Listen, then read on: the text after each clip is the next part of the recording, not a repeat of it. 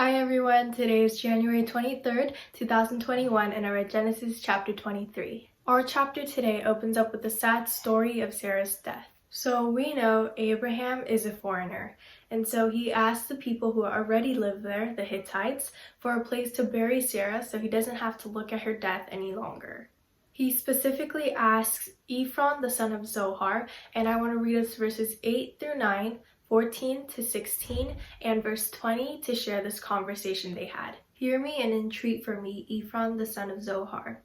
For the full price, let him give it to me in your presence as property for a burying place. Ephron answered Abraham, My lord, listen to me. A piece of land worth 400 shekels of silver, what is that between you and me? Bury your dead. Abraham listened to Ephron, and Abraham weighed out for Ephron the silver that he had named in the hearing of the Hittites, 400 shekels of silver, according to the weights current among the merchants. The field and the cave that is in it were made over to Abraham as property for a burying place by the Hittites. So basically, Ephron and the Hittites tell him there's no need to pay, just bury Sarah.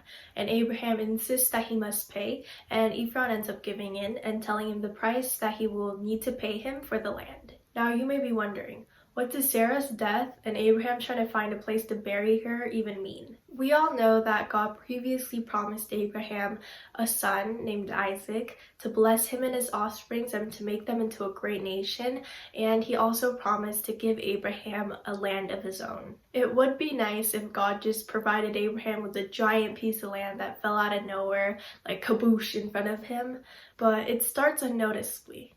Abraham was just simply trying to find a place for Sarah, and without even him realizing, God just provided Abraham with his first piece of land. At this time, what Abraham was facing and trying to solve out, I don't think he even had in mind of the promises God was trying to fulfill in his life.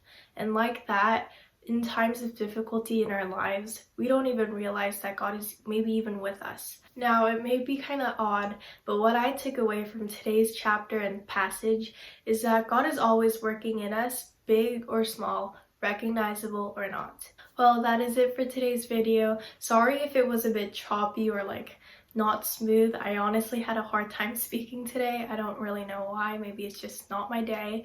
But I hope to see you guys tomorrow again with Genesis chapter 24. And you guys can watch yesterday's video up there, which is about the sacrifice of Isaac. Bye!